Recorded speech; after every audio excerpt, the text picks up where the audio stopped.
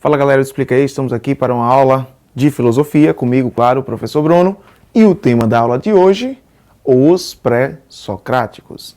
Isso mesmo, pessoal, como nós sabemos, a filosofia ela nasce no que nós chamávamos de mundo grego, nasce especialmente na cidade de Mileto, e obviamente essa filosofia ela nasce com um propósito.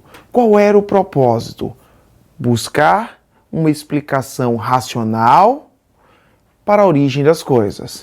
E, por isso, esses pré-socráticos, esses pensadores, eles foram chamados por Aristóteles em seu livro A Metafísica de pensadores da physis, ou seja, pensadores da natureza.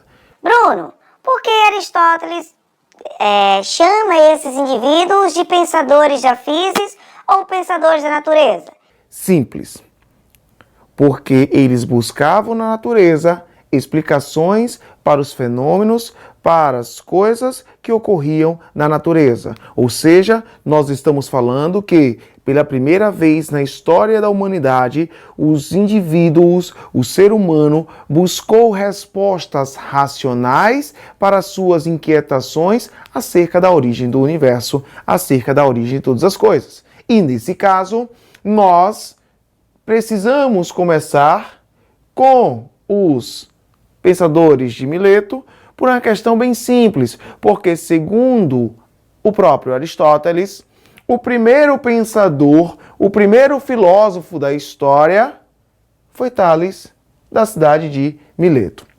Bruno, e por que Tales foi tão importante? Simples, porque Tales, que era, assim como todos os outros serão, defensor ou defensores, no caso dos outros, do princípio da causalidade. Bruno, o que seria esse princípio da causalidade? Simples. Para os gregos, em especial para os filósofos gregos, existia um princípio da causalidade, ou seja, uma relação de causa-efeito, e a partir dessa relação de causa-efeito, nós teríamos o ordenamento, a organização do cosmos. Entendam o cosmos como o universo organizado. Então, beleza. Tales, ele vai ser um dos primeiros indivíduos a formular um conceito cosmológico. Cosmologia, nós já falamos sobre isso em uma aula. Cosmologia seria uma explicação lógica, racional, sobre a origem do universo e de todas as coisas. Ou seja, Tales é o primeiro a formular uma explicação racional sobre a origem de todas as coisas. E esse indivíduo, ele vai buscar, partindo daquele princípio de causalidade, ele vai buscar a causa primeira, ou seja, o princípio originário de todas as coisas. Bruno, por que Tales buscou uma causa primeira e um princípio originário? Simples. Como ele defende o princípio da causalidade, se ele não partisse da causa primeira, isso implicaria uma busca eterna, pois nós teríamos sempre uma relação que produziria um efeito e assim sucessivamente, incorrendo no risco de voltarmos para as explicações mitológicas ou supersticiosas. Então, nesse caso, Tales busca a causa primeira. E essa causa primeira foi o quê? A causa primeira foi a água. Bruno, como assim? Como a água poderia ter dado origem a todas as coisas? Simples. Tales, ele começa a partir de uma observação da natureza, começa a partir de uma observação das coisas que estão ao seu redor, e ele constata o seguinte: em todos os seres, em todas as coisas, nós temos a presença do que ele chama de úmido, que seria a nossa água. O planeta, os animais, os seres humanos, a própria questão da flora, ou seja, as florestas, as plantas. A partir dessa constatação, ele diz: se a água está presente em todas as coisas, a água é a causa primeira, a água foi o princípio originário, ou seja, a água foi a responsável pela origem, pelo surgimento de todas as coisas. Beleza. Tales de Mileto, então, defende um conceito de arquê, um conceito de causa primeira, um princípio originário, enquanto sendo a água. Anaximandro, o seu discípulo, ele diz, Tales tem razão. A água está presente em todas as coisas. Mas o que teria gerado a água? E, consequentemente, o que teria gerado todas as coisas que existem? E aí ele chega e diz, eu não sei. Então, como eu não sei, eu chamarei de apeiron. Ou seja, algo indefinido, algo ilimitado, algo indeterminado. E aí ele diz, o princípio originário de todas as coisas foi algo infinito, que eu não consigo mensurar, eu não consigo enxergar, mas eu sei que existe, eu sei que está presente em todas as coisas. Mas, infelizmente, eu não consigo determinar o que teria sido, portanto, ele chama de apeiron. Beleza. Anaximandro também teve um discípulo, Anaxímenes. E Anaxímenes vai dizer o seguinte, beleza, concordo com os dois. Entretanto, aquilo que o meu mestre, aquilo que Anaximandro chamou de apeiron, eu entendo que seja a pneuma, ou seja, o ar. Caramba, como é que o ar poderia ter dado origem a alguma coisa? Galera, muito simples. O que é que ele vai dizer?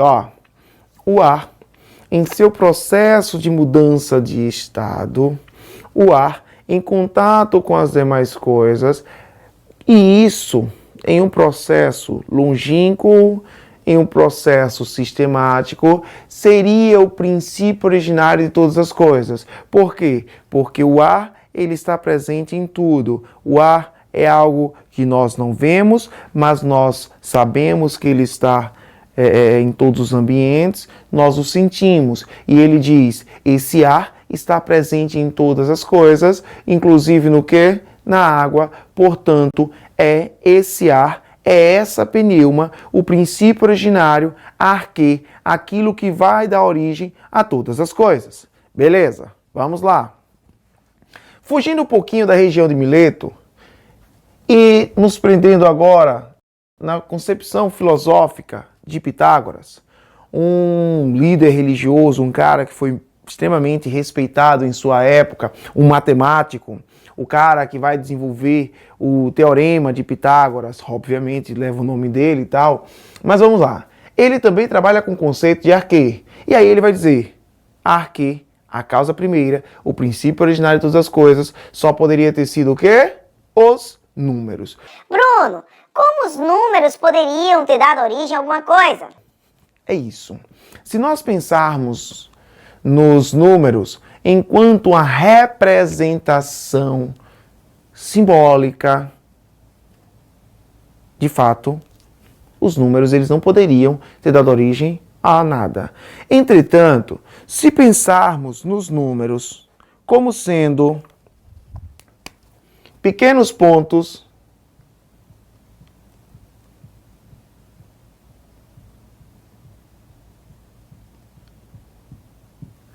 aí sim nós conseguimos apreender a ideia desse matemático. Bruno, como assim? Simples. Vamos pensar nos números como pequenos pontos.